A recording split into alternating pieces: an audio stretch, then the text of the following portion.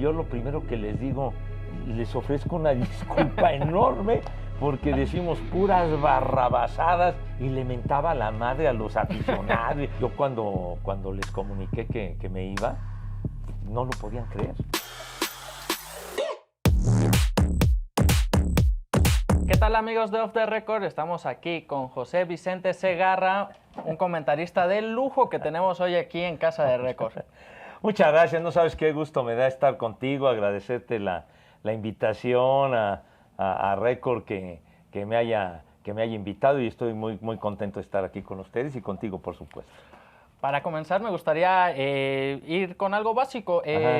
¿Cómo nace el amor por el deporte en general? Porque, bueno, los inicios en el fútbol americano que tenía en el colegial, pero ¿cómo nace el amor por el deporte? No, bueno, el amor por el deporte comenzó pues desde que yo era niño, ¿no? Sobre todo con el fútbol soccer, que sería que 1961, así que lo recuerdo bien.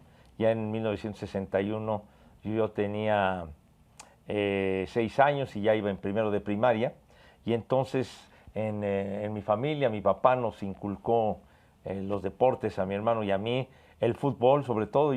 A mí me tocó estudiar con los hermanos maristas toda la vida, en la primaria, en la secundaria, en la preparatoria, en el CUM y en el Instituto México, y ahí se le daba una preferencia muy particular al fútbol soccer, independientemente de que se practicaba el voleibol y el básquet, etcétera, pero el fútbol soccer llevaba la preferencia, ¿no? Entonces yo me hice muy aficionado al fútbol soccer, a jugarlo, a seguirlo en las transmisiones, en la poca oferta que había en aquella época. No estamos hablando de hace más de 60 años. En ese momento nada más existían aquí en la Ciudad de México los canales 2, 4 y 5, ¿no? Y también con una actividad muy reducida el canal 11 del Poli, pero digamos de la tele comercial en ese momento 2, 4 y 5. Entonces, pues las grandes ligas de béisbol, por ejemplo, no se transmitía temporada regular, únicamente la Serie Mundial. Pero en el fútbol soccer, pues había las transmisiones de los juegos en Ciudad Universitaria en aquella época, y entonces nos llevaban íbamos al estadio, a Ciudad Universitaria en ese 61, pues a ver al América, al Atlante, al Necaxa. Ya poco después subió Pumas Universitario, subió a la primera división. Y entonces ahí comenzó el amor al deporte, al fútbol en particular, y por supuesto también en ese año comenzamos a ir al béisbol porque mi padre era muy fan del béis.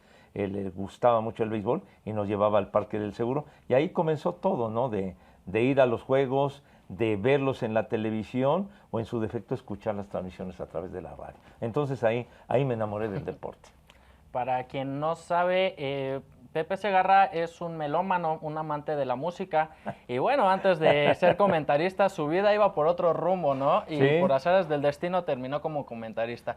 ¿Nos sí. comenta rápidamente cómo sucedió esta?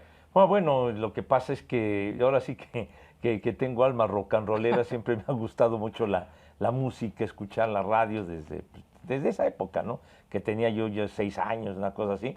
Y entonces escuchaba yo pues la música de aquella época, ¿no? Las canciones eran cuando estaban los Teen Tops y Enrique Guzmán, y los Locos del Ritmo, Angélica María, los Rebeldes del Rock, los Teen Tops, toda esa generación, Alberto Vázquez, César Costa, Manolo Muñoz, todos esos grupos. Entonces a mí yo me enamoré de esa música, era la que a mí me gustaba escuchar, hasta que ya poco después vino la famosa invasión británica en el 64, la ola inglesa, cuando llegan los Beatles al continente americano en el 64 al programa de Ed Sullivan, y entonces de ahí se desprende la Beatlemanía para todo el resto del continente, o sea, para nosotros, y llegan todos los grandes grupos de Inglaterra, etcétera. Por supuesto, antes ya estaba Elvis Presley y Chuck Berry, etcétera. Y entonces yo traía yo desde siempre me gustó mucho todo aquello, y aparte, pues eso se reforzó con mi papá, que era dibujante publicista y trabajó muchos años diseñando portadas de discos. Él trabajó muchos años en la CBS, en lo que es ahora Sony Music, antes era la Columbia, y entonces tuvo muchos años como director de arte de la CBS. y entonces pues le tocó toda la época cuando surge Santana, Chicago, Tierra, Viento y Fuego, etcétera, una gran época, la recta final de los años 60, toda la década de los años 70, y entonces ahí se reforzó mi gusto por la música, y entonces yo iba encaminado por ese sendero, pero luego di el vuelco, aunque sí te he de decir que yo siempre he pensado y lo he mencionado en más de una ocasión, que los cronistas, los que nos dedicamos a esto, el cronista nace y no se hace. Creo que ya nacemos con esa virtud, si se pudiera llamar de esa manera, con esa esencia para dedicarnos a este trabajo. Pienso que ya lo trae uno, porque yo recuerdo que en esa época, principios de los 60, pues éramos niños y nos salíamos a la calle a jugar coladeras, que le llamábamos, ¿no? Del fútbol con los vecinos, los amigos y todo esto, o que poníamos unos tabiques de porterías o unos cajones de esos, unos guacales de manzanas y no sé qué, y con una pelota chica nos poníamos a jugar y la pasábamos divino. Y era otra época, ¿no? Nos podíamos salir a la calle y no pasaba nada. Tu mamá no estaba inquieta de, ay, que les va, no pasaba nada. Y entonces, ya desde aquella época que jugábamos y todo esto, y de los jugadores de ese tiempo, ¿verdad? Entonces, por ejemplo, a mí me tocaba jugar y de parejas o de tercios, ¿qué? Y luego ya me tocaba descansar o que perdía o lo que sea. Y entonces ya yo tomaba una escoba que tenía mi madre en el patio ahí de la casa, y entonces yo tomaba la escoba y entonces yo empezaba a narrar el juego de mis amigos, y tú eres de los de aquella época, ¿no? Tú eres Chava Reyes, tú eres Héctor Hernández, tú eres tú eres el otro, y yo empezaba a narrar de lo que yo escuchaba en las narraciones de la radio, de la televisión, con mi queridísimo, inolvidable Ángel Fernández, Fernando Marcos, etcétera. O sea que ya lo había practicado desde antes sin saber que se iba a dedicar a esto. No, pues ya me gustaba, ¿no? Pero pues ya, digamos, me gustaba mucho, y por lo mismo, con el paso de los años, como aficionado, pues me fui adentrando y me gustaba mucho leer, ver los juegos de béisbol, del fútbol americano, del soccer, ver el automovilismo en aquella época, las transmisiones, cuando comenzaba el Gran Premio de México en 1962-63, que venía Jim Clark y John Surtees y Jack Brabham y los jefes, Graham Hill, mi queridísimo y siempre admirado Pedro Rodríguez, etcétera.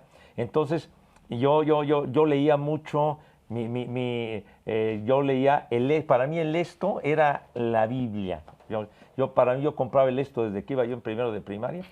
Sí, de veras, me acuerdo que nos dejaba mi papá en la escuela, y entonces me acuerdo que nos daba un peso a mi hermano y un peso a mí, para que nos compráramos algo, ¿no? Y entonces yo agarraba y entonces me iba al puesto de periódicos de la esquina y me compraba el esto, que costaba 60 centavos. Estoy hablando de hace 63 años. Entonces, y entonces me gustaba, y luego lo leí, y luego ya lo leía en la casa, lo compraba, y luego leía de lo que sucedía en el fútbol, lo que sucedía en el base, etcétera, los cronistas, quienes escribían en aquella época. Entonces fue el amor que me nació por los deportes, y se fue incrementando como aficionado de leer, de documentarme, y quién iba a decir que iba a parar como comentarista. Hablando un poco de esas épocas, ¿cuál es la magia que tenían los medios tradicionales? Porque a lo mejor ahorita no lo saben, pero antes nos teníamos que imaginar lo que estaba pasando, y esa era la labor del cronista, ¿no? Hacerte sentir como si tú estuvieras en el estadio. ¿Cuál es esa magia de los medios tradicionales? No, bueno, por ejemplo, de los medios, sobre todo la radio, ¿no?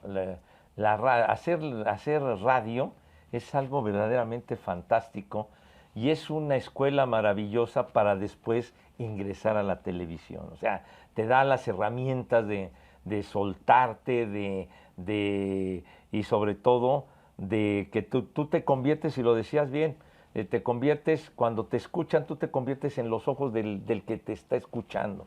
Entonces, cuando hace uno una transmisión de radio de un evento, de un partido, de lo que me digas, de fútbol americano, de base, de soccer o de lo que sea, entonces tienes que ser sumamente descriptivo, ¿sí? Descriptivo, o sea, de decir, está haciendo mucho calor, está lloviendo, no sé qué, etcétera, la gente está llegando acá, y sale salen los Diablos Rojos del México y salen con su camisola en rojo y el letrero acá y el pantalón en color blanco y entonces tienes que dar a conocer la atmósfera completa que te rodea para que quien te esté escuchando se adentre, está viviendo el juego y sobre todo llevarles la emoción, porque los cronistas somos portadores de emoción, ¿sí?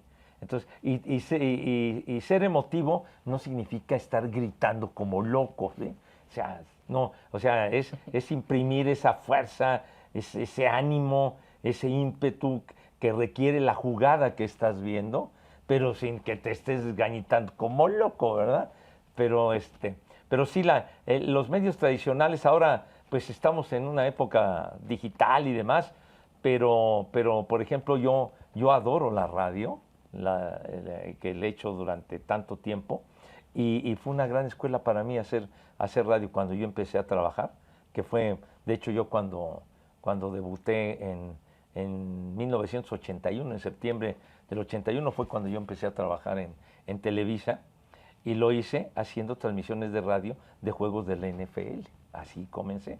Y entonces luego ya después empecé con el béisbol, etcétera, etcétera. Pero sí, los medios tradicionales son maravillosos y en particular la radio. La televisión afortunadamente sigue vigente y en la televisión pues simplemente acompañamos la imagen, ¿no?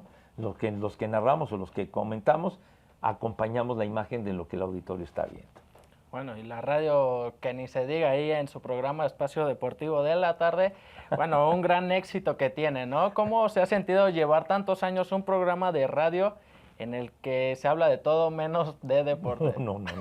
Yo lo primero que le digo a la gente, a las personas que me hacen favor de ubicarme y de saludarme, me da mucho gusto que se acerquen conmigo.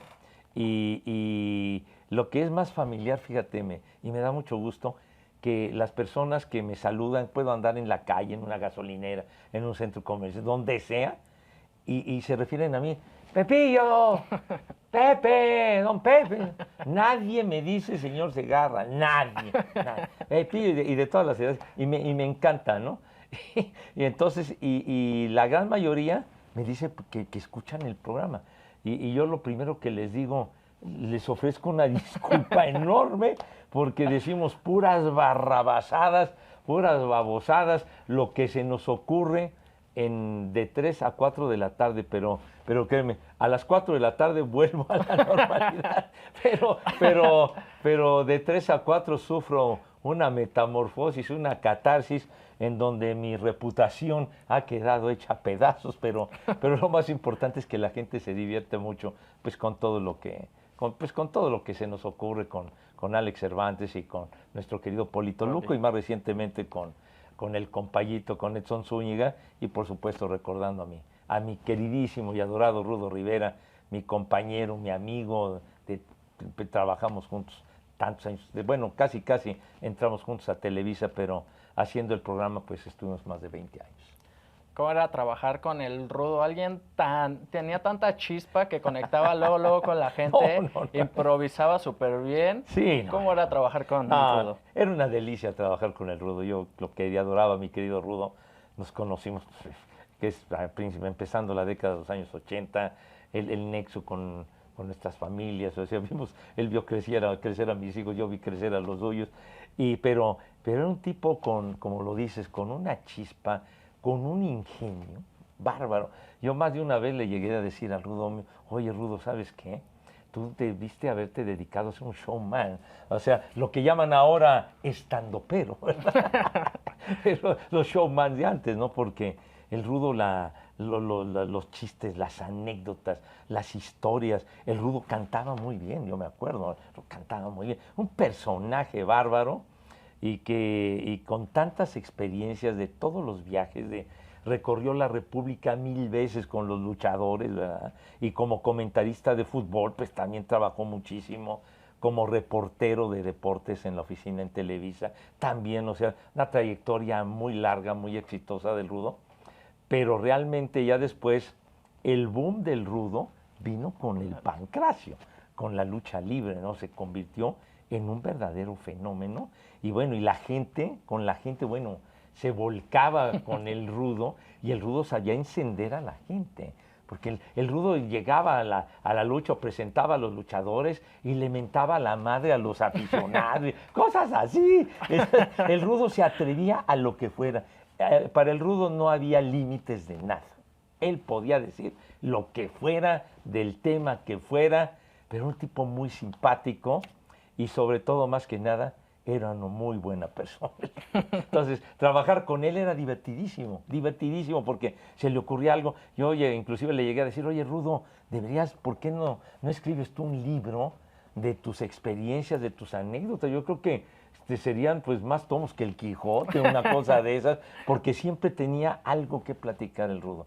O sea, la chispa que tenía, fantástico, y las frases del Rudo, y la gente siempre lo quiso mucho y afortunadamente en el programa lo recordamos diario, la gente sigue pidiendo sus frases, se sigue acordando de él y sobre todo que lo que dice, ¿no? De que mientras se siga recordando una persona, pues jamás muere, ¿no? Pues bueno, comentamos un poco del Rudo y bueno, unos tropiezos que tuvo ahí al aire, haciendo unas menciones equivocadas. Sí. Bueno, ¿Cómo fue eso? Bueno, pues es que también de repente pues, cualquiera se puede despistar, Mario, pero el Rudo que una mención de unas hamburguesas del Burger King y empezó a decir taca, taca, taca, taca, y que la remata diciendo, y bueno, entonces pasen por favor por su cajita feliz.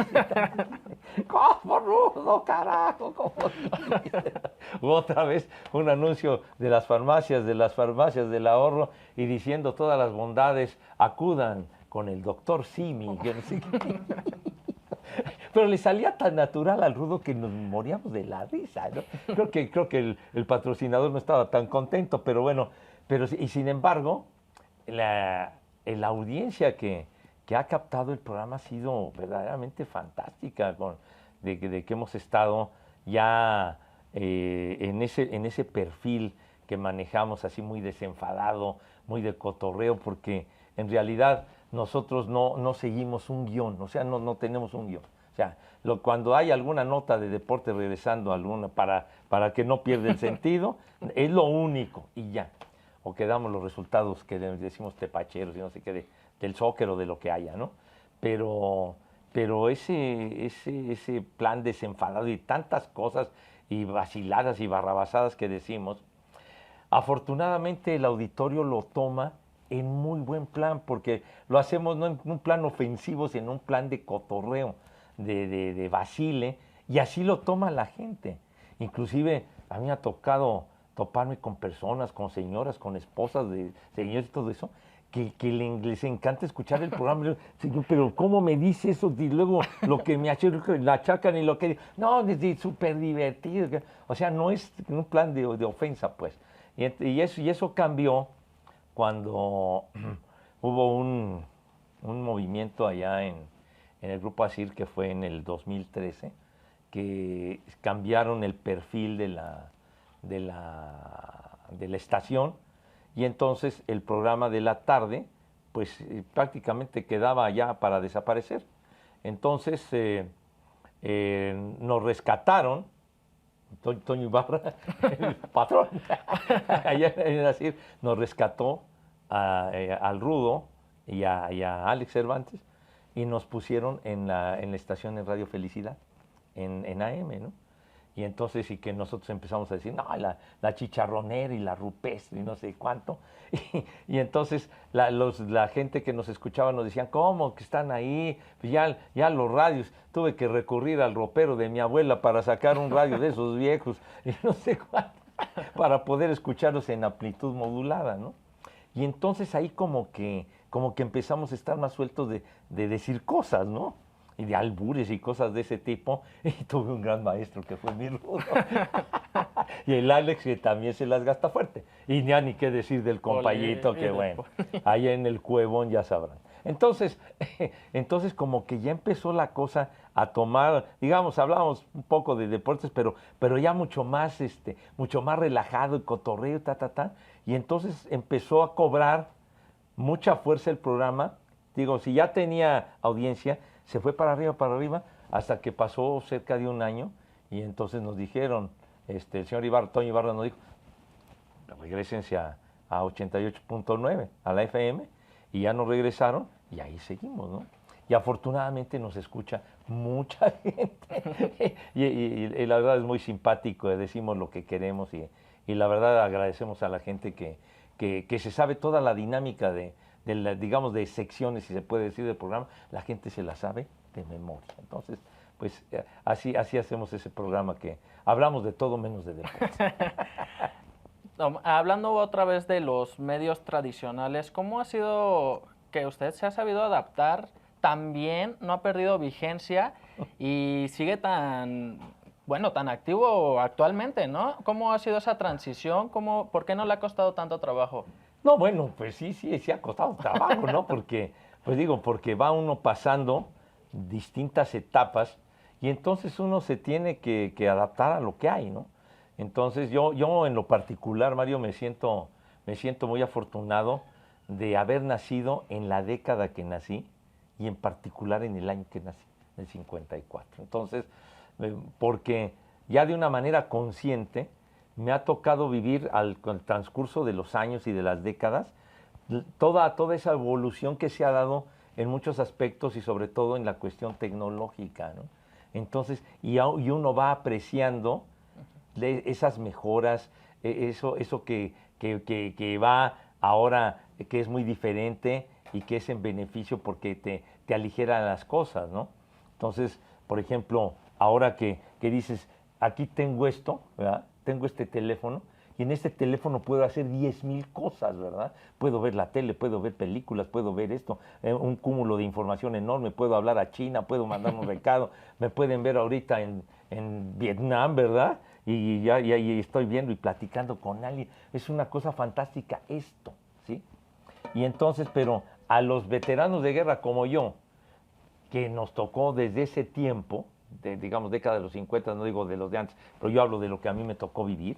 Por ejemplo, uno de los regalos más apreciados, de los mejores regalos que he tenido yo en mi vida, fue por ahí de 1962, estamos hablando de hace 62 años, cuando un día de mi cumpleaños o de mi santo, en aquella época el santo se celebraba igual que el cumpleaños, ahora ya cuando es el día del santo casi nadie se acuerda, pero en aquella época era otra cosa. Mi papá me regaló un radio de transistores cuando apenas comenzaban los radios de transistores. Entonces para mí fue algo verdaderamente fantástico que en ese radito chiquito de 6 transistores, con una pila de esas cuadraditas, ¿verdad? De las cuadradas así, rectangulares, más bien rectangular la pila, que entonces yo podía llevar mi radio y me lo podía llevar a todos lados y lo escuchaba. Obviamente de AM, la FM estaba en pañales, la FM no nada, ¿no? No, hombre, que yo pudiera llevarlo a todos lados y que tenía su audifonito, ¿no? Y que uno que ya se tenía que dormir, yo me acuerdo, y luego me metía yo en la cama con mi audífono, ya apagaban la luz, mi mamá y lo que sea, y entonces escuchaba yo el béisbol del Parque del Seguro Social, que lo narraba el Mago Septién, los Juegos de Tigres los narraba el Mago, los de los Diablos los narraba el Rápido Esquivel con Sonia Alarcón, y entonces ahí escuchando la narración del juego, o que podías llevártelo, era fantástico, ¿no?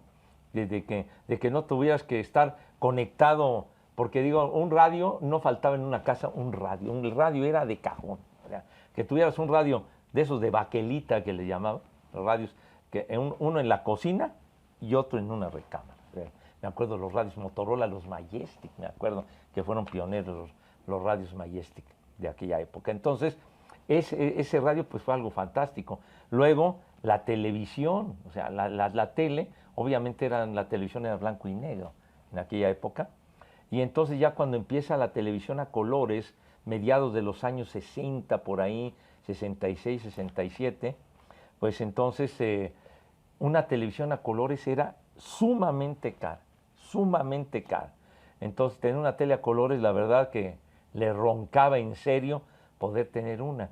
Pero, por ejemplo, iba uno a algún almacén de estos importantes, pues, que manejan muebles y aparatos eléctricos, pero así de importante. Se imaginarán ya a cuáles me refiero, ¿verdad? Entonces, a esos, a eso sí, por ejemplo, que a mí me tocaba el que acompañaba, que nos llevaba mi mamá, que íbamos con los tíos, en alguna ocasión que íbamos a unos de esos, digo, no se acostumbraban las plazas comerciales como ahora, ni mucho menos, ¿verdad? Pero entonces, si en ese momento coincidía un programa a colores, la gente se agolpaba alrededor de la tele, ahí en la tienda, ¿no?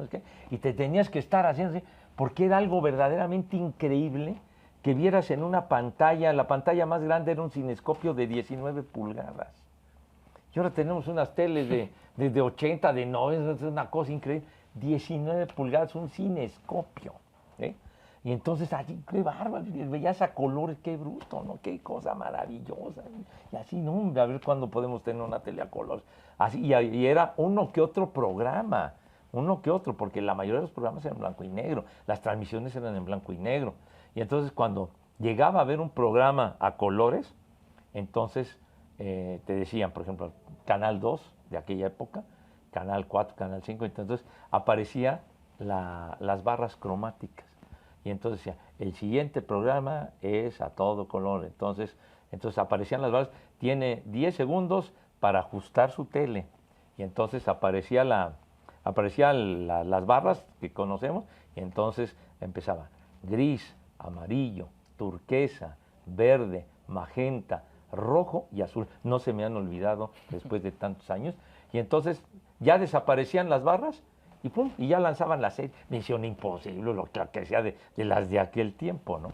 Pero también era algo fantástico. Y luego tener una tele a colores en tu casa era algo, otro regalo bruto, ¿no? Que poder ver un juego de fútbol, soccer, un juego de base, del americano, verlo a colores, era algo verdaderamente fantástico. Y así las cosas, ¿no? Todo, cómo ha ido evolucionando, etcétera. Cuando aparecieron los teléfonos celulares, no eran como estos, ¿no? O sea, eran unos tabicones que parecían como los walkie-talkies aquellos que se implementaron en los años 60, ¿no? Entonces, vivir todo ese cambio en cuanto a la tecnología, ¿verdad? Los aparatos, los tocadiscos, luego cuando evolucionaron al CD y ahora lo que tenemos, ¿no? Que me dicen, no, hombre, cómprate una cosa de estas y en esta cosita almacenas 10,000 canciones.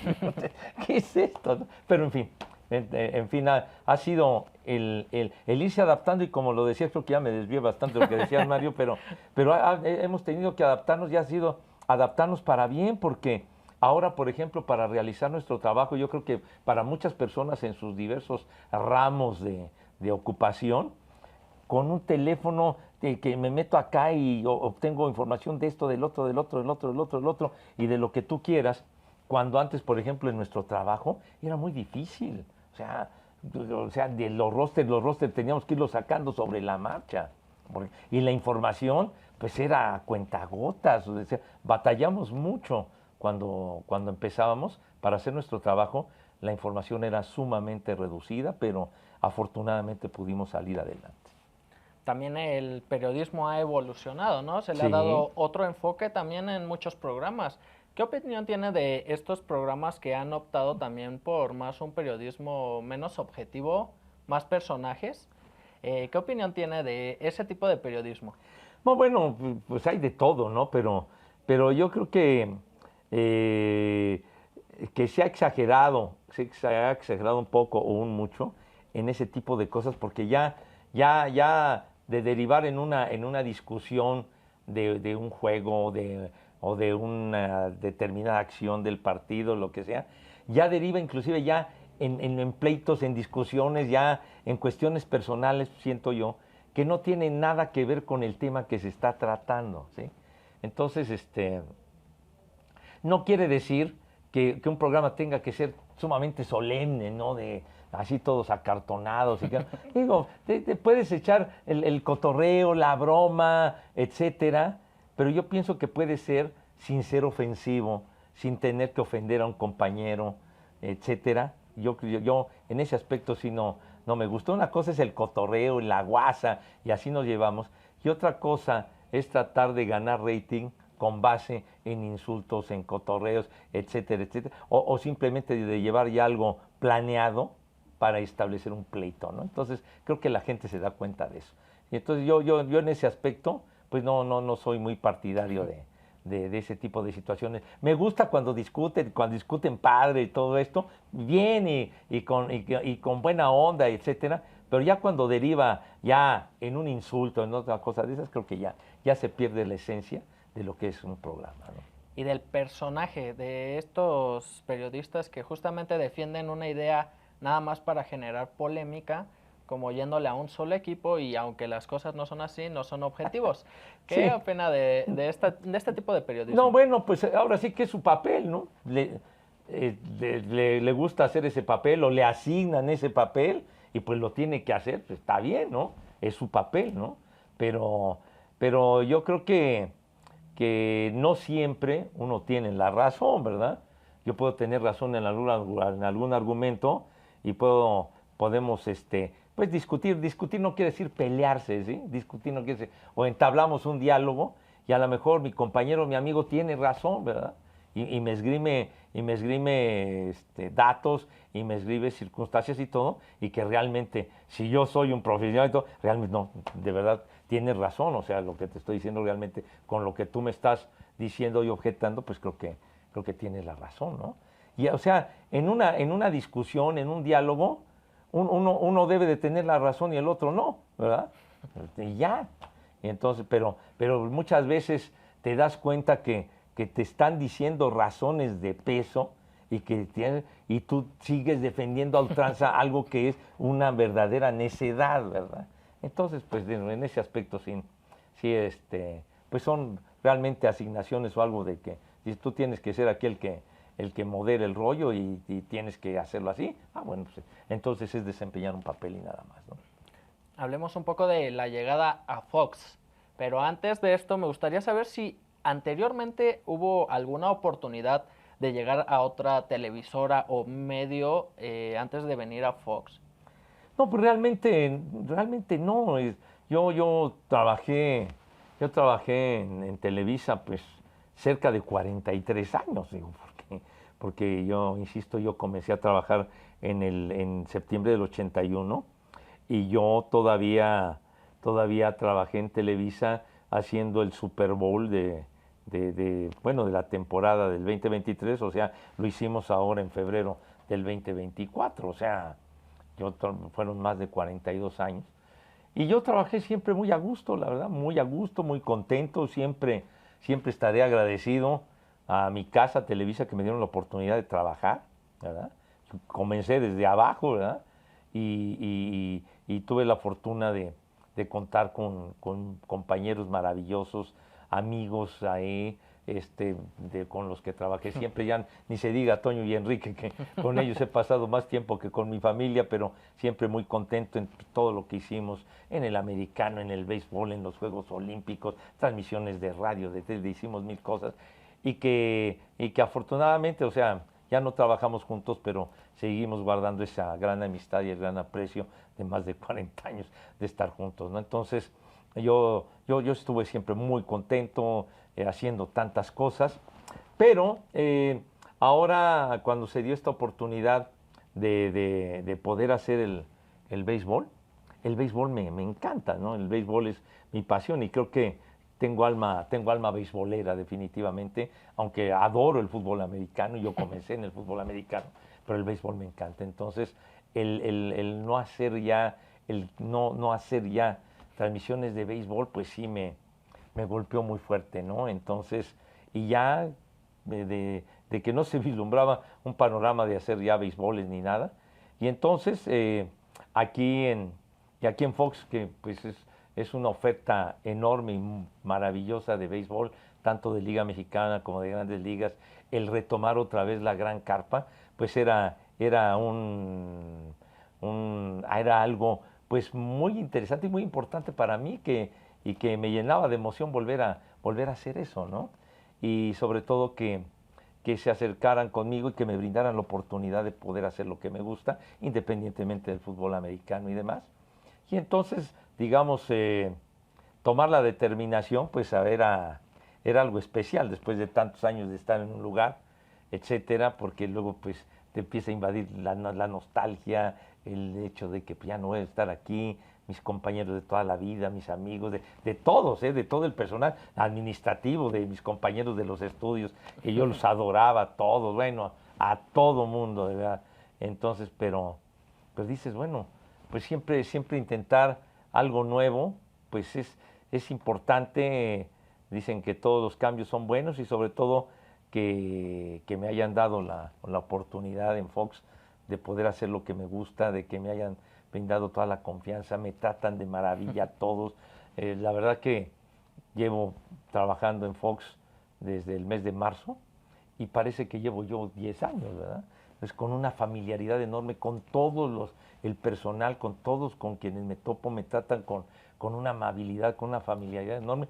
Me siento muy a gusto y muy agradecido por la oportunidad que me brindaron en Fox de poder hacer lo que me gusta y sobre todo a estas alturas del partido, digo, porque ya soy un veterano de guerra con mucho, pero mucho diamante galopado. Bueno, y también en una época donde el béisbol está creciendo en México, otra vez se está retomando y estamos viviendo un gran momento para el béisbol mexicano en general, ¿no? Bueno, pues sí, la verdad que sobre todo la difusión que ha tenido el béisbol ha sido muy importante, las ventanas que se han abierto para la Liga Mexicana. Aquí con los Diablos ha sido un fenómeno muy especial, sobre todo el tener un escenario como el Alfredo Harp. Por fin, en este caso los Diablos tienen una casa que va acorde con su categoría y con su tradición, ¿no? El equipo más ganador en la historia que ha obtenido más títulos en Liga Mexicana y que la gente pues se ha adentrado, ha ido y se vive como un fenómeno muy padre. Muchas veces van personas o jóvenes, etcétera, que no son tan aficionados al béisbol ni mucho menos, sino de vivir el ambiente de toda esa atmósfera que rodea un juego de béisbol y entonces se van aficionando al juego. Entonces creo que se ha ido retomando eso y me encanta que esté progresando en ese aspecto, aunque digamos lo que sí he visto en lo deportivo es de que ahora a partir de esta temporada tenemos muchos jugadores extranjeros, o sea, creo que es un exceso de jugadores extranjeros, algo que no se veía en otras épocas, porque antes había un límite de jugadores extranjeros por equipo y ahora en ocasiones el line-up de un equipo lo ve uno a los nueve jugadores y ninguno es nacido en México. Todos son extranjeros, incluyendo porque dicen, no, que es mexicano, pero nació en Tucson, Arizona, o nació en Alabama, o no sé qué, ¿no? Entonces, yo creo que en ese aspecto sí habría que tomar alguna determinación para que realmente se promoviera más el surgimiento y darle mayor oportunidad a los jugadores mexicanos. Retomando un poco de la llegada a Fox, me gustaría saber cómo tomaron, bueno, su noticia Enrique y Toño, ¿no? ¿Cómo ellos lo aconsejaron? ¿Lo habló con ellos antes? ¿Le dijeron algo? No, Mario, no, simplemente no me dijeron nada, porque es más, yo cuando les comuniqué que me iba, no lo podían creer. O sea, les tomó por sorpresa. O sea, fue algo que yo lo manejé con toda la discreción del mundo, ¿verdad? Como se deben de hacer las cosas con discreción, ¿verdad?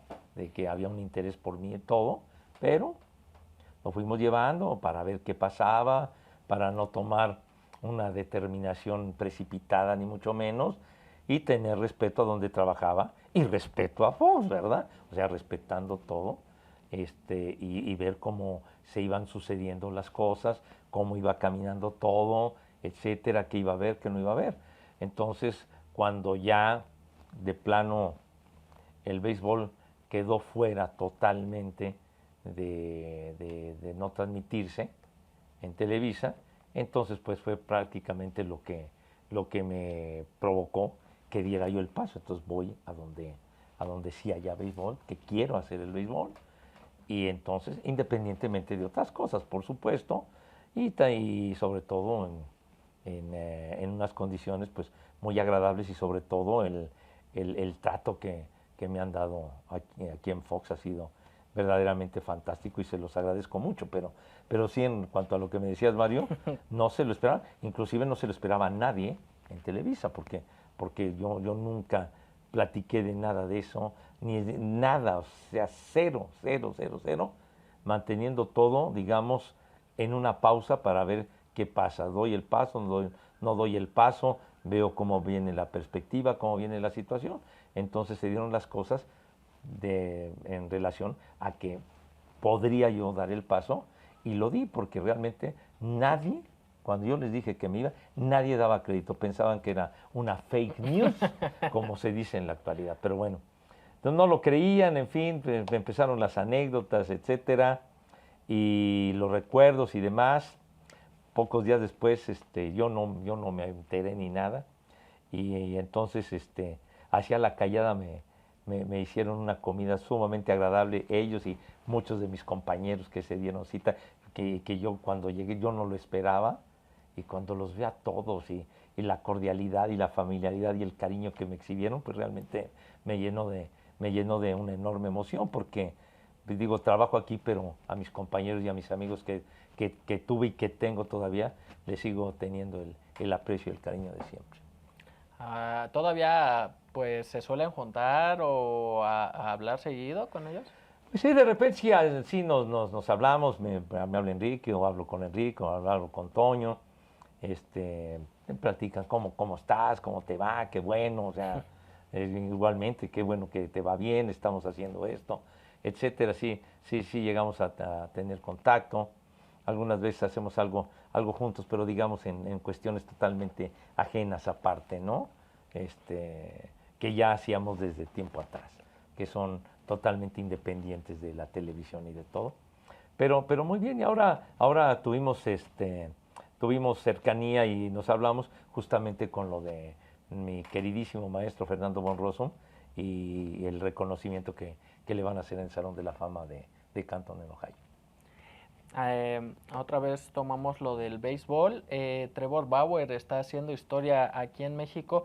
La llegada de extranjeros como esos son las que No, gustan, hombre, no, la verdad, mira Mario, que vengan extranjeros es una maravilla, o sea, yo me acuerdo que porque le dan realce a las ligas, ¿sí? Al fútbol, soccer, al béisbol, a lo que me digan, etcétera, o sea, que hay un extranjero y un extranjero de calidad marca la pauta y sirve como enseñanza a los que están ahí, ¿sí? A los que están ahí, mexicanos, etcétera. O sea, han venido extranjeros de una enorme clase que han hecho escuela en México, en el fútbol, en el béisbol, pues ni se diga, ¿no? De tantos jugadores que han dejado huella y que han quedado para la historia, ¿no? Pero sí, tener esa clase de jugadores, esos son los que deben de prevalecer, ¿no? Porque muchas veces, por llenar cuotas o porque muchas veces vienen jugadores que realmente dices, ¿para qué los traen, no? En lugar de traer a un extranjero que lo tengo sentado en la banca y que ni siquiera es titular, mejor pongo un mexicano y le doy la oportunidad a un mexicano, ¿sí? Entonces, el extranjero de calidad siempre bienvenido, siempre. Y vaya que han venido extranjeros formidables y que yo los recuerdo con enorme gusto, ¿no?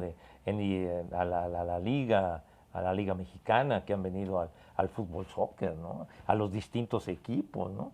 Ahorita, por ejemplo, ya nada más recuerdo que nada más dices el Cruz Azul y me acuerdo del Gato Marín, por decirte algo, ¿no? O Quintano, o Eladio B, jugadores de esa clase, o con el América, Celada, etcétera. Todos esos grandes jugadores que han venido. Ahora que trabaja con nosotros, Fabián está ahí, un súper jugadorazo. Y así, y en todos los equipos, ¿no? Con los Pumas universitarios. Yo me acuerdo de esa época de los años 60, cuando Alberto Echeverri, que era un delantero fantástico, y los que Cabillo, etcétera. Ya nos estamos desviando, ¿no? Pero digo, ahora que me decías de Trevor Bauer, esos son los extranjeros que valen la pena, ¿sí? Los extranjeros buenos, ¿no?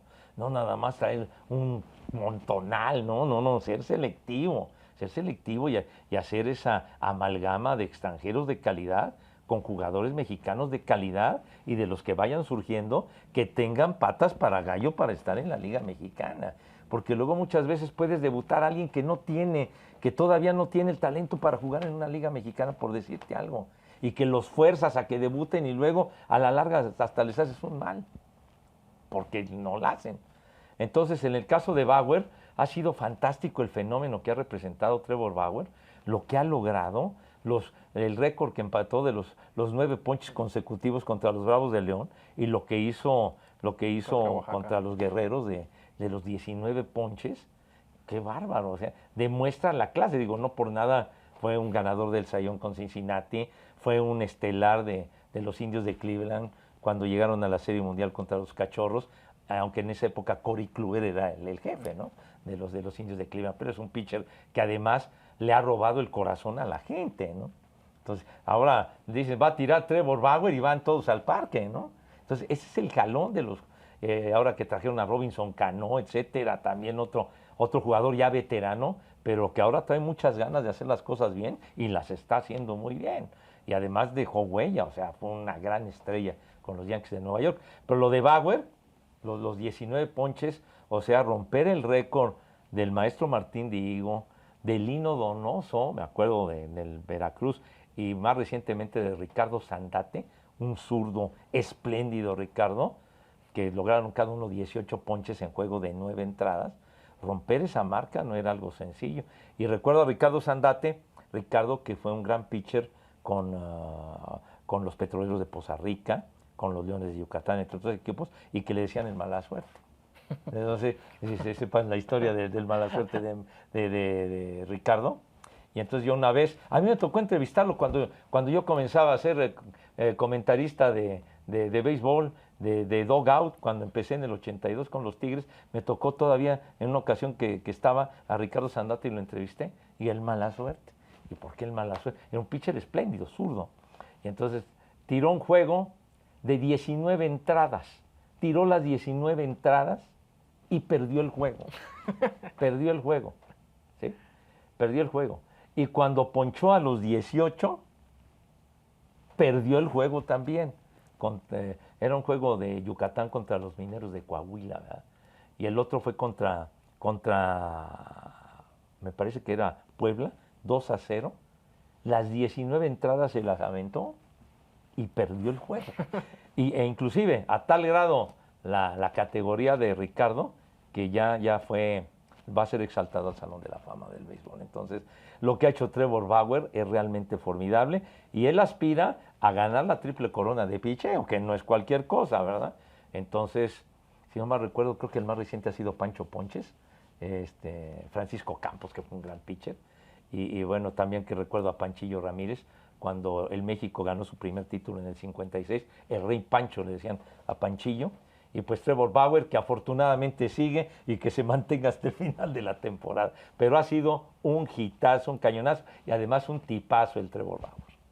También mencionaba, bueno, el gran ambiente que se vive en el parque hoy en día en México, pero también por ahí hubo un periodista famoso que señaló que los asistentes ahora nada más lo toman como antro, que bueno, la gente solo va a emborracharse, lo toma como antro y que ni el béisbol les gusta. No, bueno, yo pienso que ahí se está exagerando, ¿no? O sea, ya va un aficionado y si se quiere poner hasta el cepillo, pues ya es cosa de él, ¿no?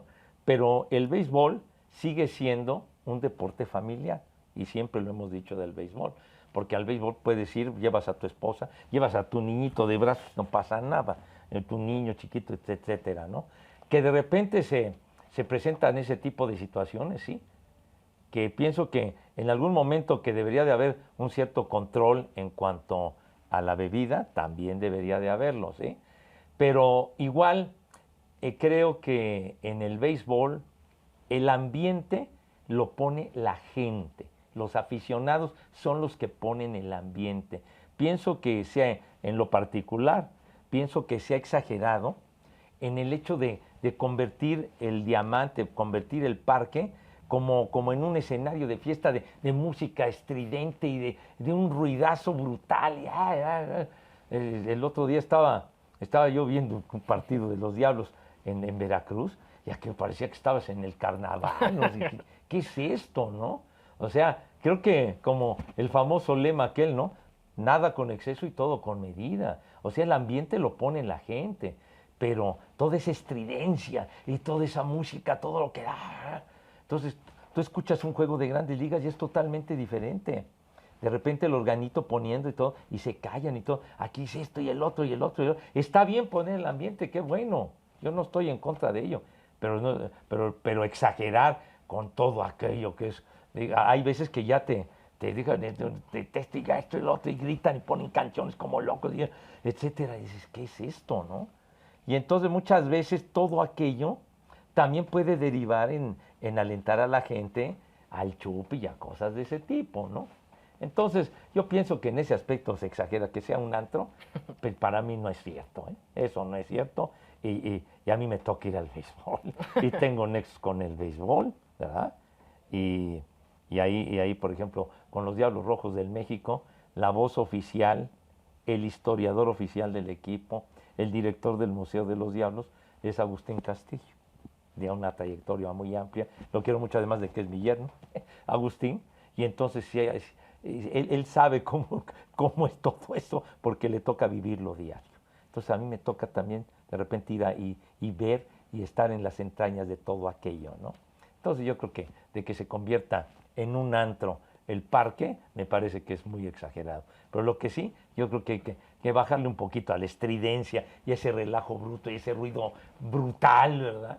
Que entonces moderarlo y también poner atención en el consumo del alcohol, que en parques de Grandes Ligas y en todo se estila y se hace, ¿no? Entonces yo pienso eso. Ok, para finalizar me gustaría hacerle una pregunta personal. Ajá. Me gustaría saber cuánto tiempo se ve Pepe Segarra en los medios de comunicación todavía. Ay, caray. Pues bueno, chispas, ahora sí que yo le pido a Dios que me mantenga con fuerza y con ánimo. Adoro hacer mi trabajo, Mario, me encanta porque lo he hecho por tantos años y lo disfruto mucho.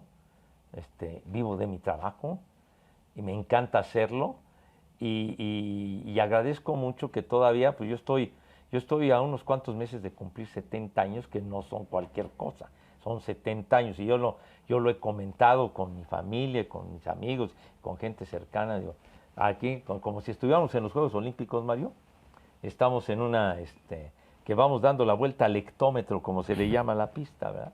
Entonces ya taca, taca, arrancamos, taca, taca, taca, y yo ya le di la última vuelta al hectómetro, yo ya le di la última vez. Y entonces yo ya vengo en la recta final, en los últimos 100 metros, ¿sí?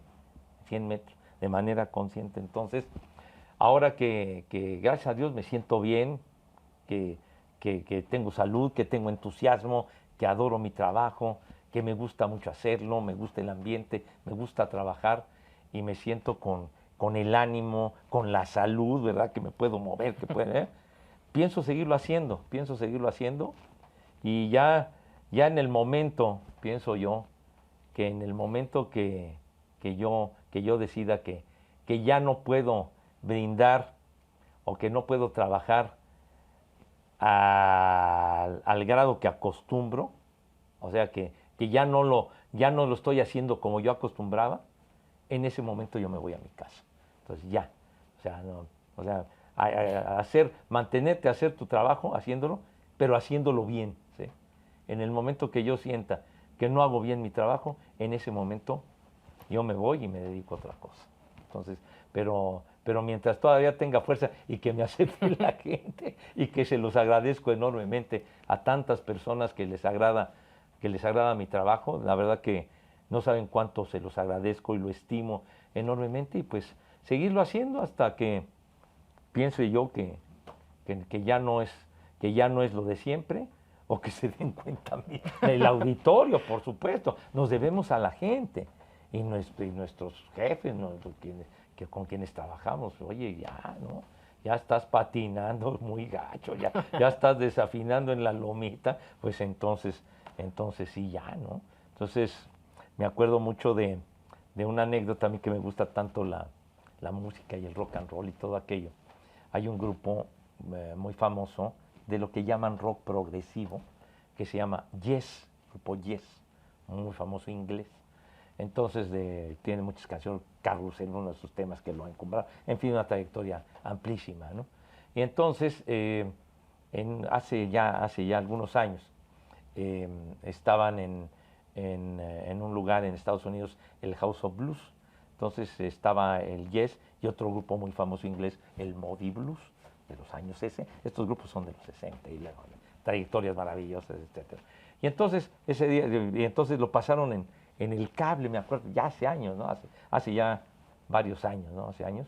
Y entonces tocaron 3 canciones, los del grupo Yes, de sus más famosos. Y cuando terminaron y todo, el que conducía el programa le entrevista al cantante, a Jon Anderson, que es famosísimo Jon Anderson, trabajó con Vangelis y toda una serie, en fin. Y entonces le dice, oye, señor Anderson, no, que felicidades, no sé cuánto, etcétera, etcétera. Oiga, y no se cansan, o sea, ustedes que tantas décadas y tantos años y trabajando y tocando, en fin, no les llega un momento de saturación, de que ya les aburre hacerlo. Entonces le dijo, mira, dice, nosotros efectivamente llevamos muchas décadas, llevamos muchos años y hemos recorrido el mundo, quién sabe cuántas veces, de todos los países de donde me digas. Pero es nuestro trabajo y nos gusta y nos encanta hacer nuestro trabajo. Pero una cosa muy importante, nuestro trabajo nos encanta hacerlo, dice, pero hacerlo bien.